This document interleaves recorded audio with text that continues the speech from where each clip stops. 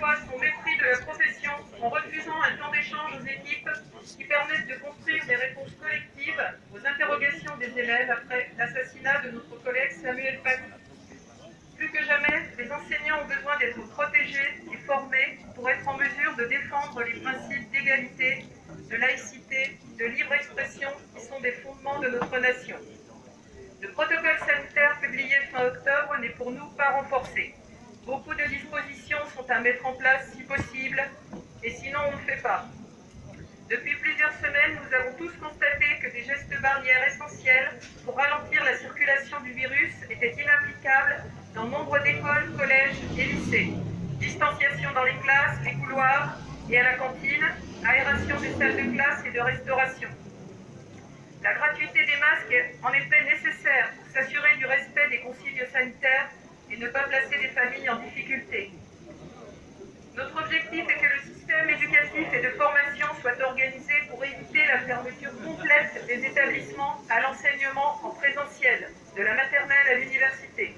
Pour autant, il nous faut essayer de garantir du mieux que l'on peut la sécurité sanitaire des personnels comme des élèves et de leurs familles.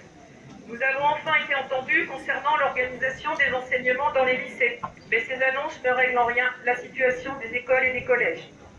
Devant cette situation exceptionnelle, il est nécessaire que des recrutements en nombre dans toutes les catégories professionnelles soient désormais organisés.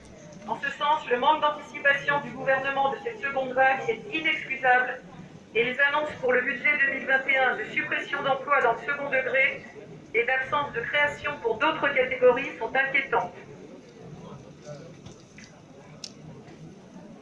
Tous les enfants et professionnels travaillant à leur côté et leurs familles doivent être protégés, non pas du risque zéro qui n'existe pas, mais des situations les plus à risque de transmission. Il y va de la réussite de la stratégie de santé publique pour endiguer l'épidémie.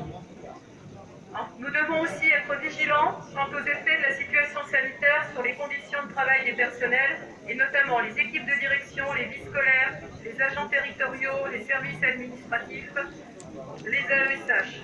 Le souhait des agents administratifs d'être placés en télétravail ne doit pas se voir signifier d'opposition infondée. Les programmes, contrairement à ce que demandait le CNCFDT, n'ont pas été revus à la baisse et les moyens débloqués pour la lutte contre le décrochage scolaire sont insuffisants. Il est donc indispensable de sortir du discours selon lequel l'année est normale. Ne pas annoncer clairement pour tous les niveaux d'enseignement que les objectifs doivent être revus et les attentes en termes de compétences et de connaissances, c'est faire reposer une responsabilité beaucoup trop forte sur les personnels et les élèves.